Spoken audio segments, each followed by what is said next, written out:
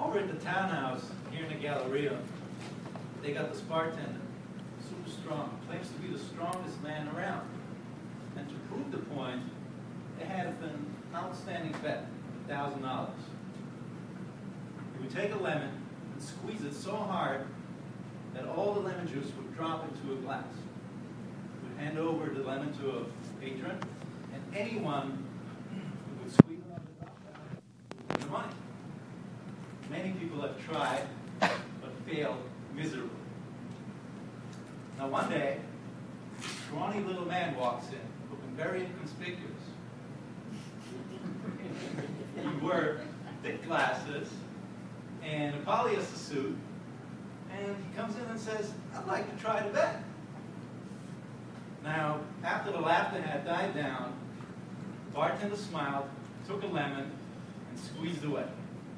He would then hand over the wrinkled remains of the rind over to the little man, and the laughter turned into total silence as the little man clenched his fist around the lemon, and 6 more drops of juice fell into the glass. Now the crowd cheered. The bartender paid up and asked him, "What do you do for a living? Are you a weightlifter or a lumberjack? What do you do?" The little man with a bold face replied, "I work for the IRS." Now,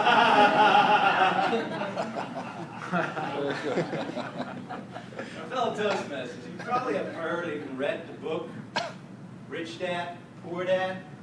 You might think it's the difference between April 14 and April 15. The question I like to ask my clients, especially their accountants and CPAs, is of what significance is the score of the game at halftime? Of what significance? Nada. Zilch. Zero. There is no significance. And in terms of creating a financial plan, to create financial security for ourselves and our families, when does the whistle blow? Let's take a look. In 1963, the lowest income tax bracket was 20%. The highest was 91%. And this is not the highest tax bracket recorded in United States history. They usually tend to be around after World War I, World War II, and they topped out in the 60s at 92%. We got a couple wars to pay for now. So you see the pattern here?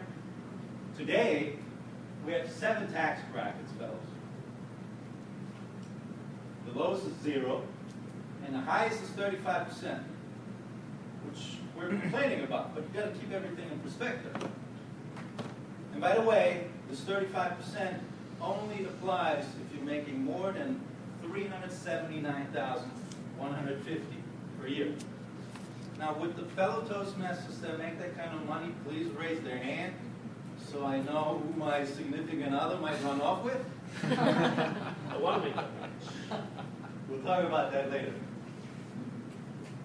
Now, the question I have for all of you who are still contributing money to your 401k and your SEP IRAs, and you're not in the highest bracket yet, if you could kindly explain to me the mathematics of why it makes sense to deduct something at 20% just to have that same dollar and all those earnings on those dollars taxed again in a higher bracket. Please explain. It doesn't make sense to me. Now listen, if your employer is matching and contributing to your 401k, I don't care, 1%, 2%, 6%, take the money and run. 100% return on your investment in one day, you'd be foolish if you don't, especially in these times. But an unmatched dollar, excuse me, I got a better place. And this is just the income tax. You also have to get the money out of your estate. True story. Physician, age 87, retired, His wife predeceased him 22 years earlier at the age of 65. He had $10 million in his IRA. Lived a very frugal lifestyle by himself. Now, he didn't know that when he were to die, his IRA, there will be an income tax, an estate tax, and a penalty tax. So when that day came, his son David inherits this $10 million. And shortly thereafter, he gets a notice from the IRS, saying that the tax on the inheritance is $10,300,000. Now, his father just died. It was the worst time of his life. You can't blame him for brushing off a ridiculous request like that until about a year and a half later, when the IRS garnished his wages, put a lien on his bank account and IRA, and levy means really they took it. And they put a lien on his house to satisfy the deficiency of the inherited IRA.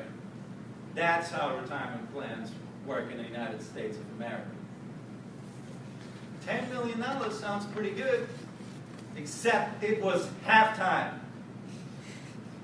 What's the significance of the score at halftime? Nothing. Nothing. The score that matters most is when the whistle blows. And in a retirement plan, the whistle doesn't blow until you die. So what do?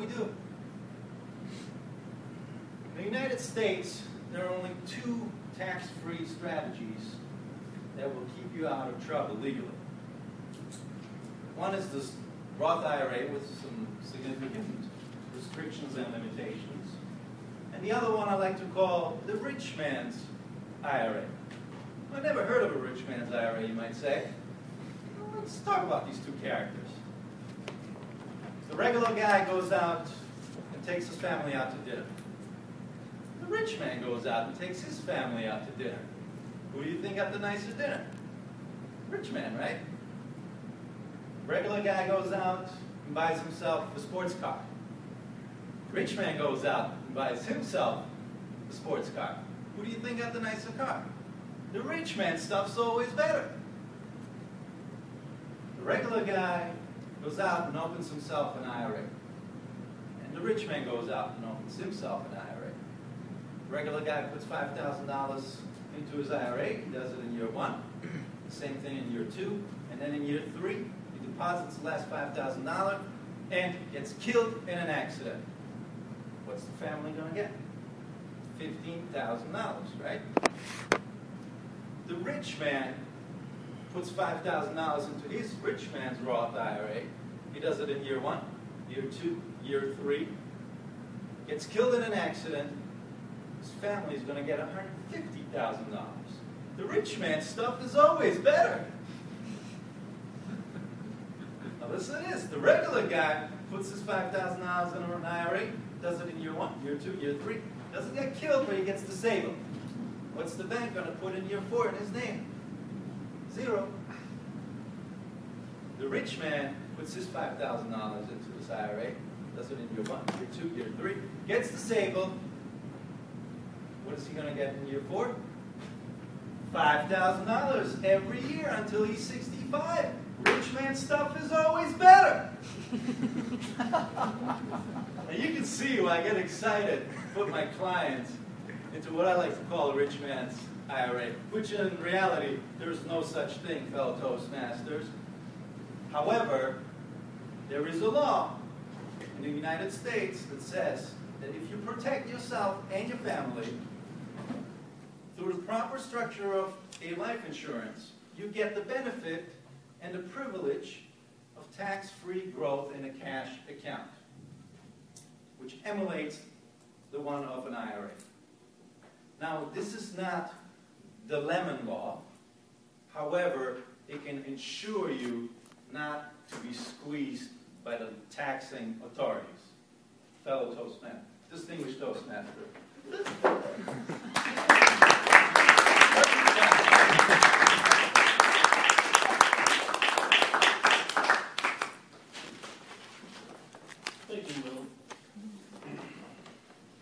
You gotta remember that guy on April 15 next year. You know, if your spouse dies and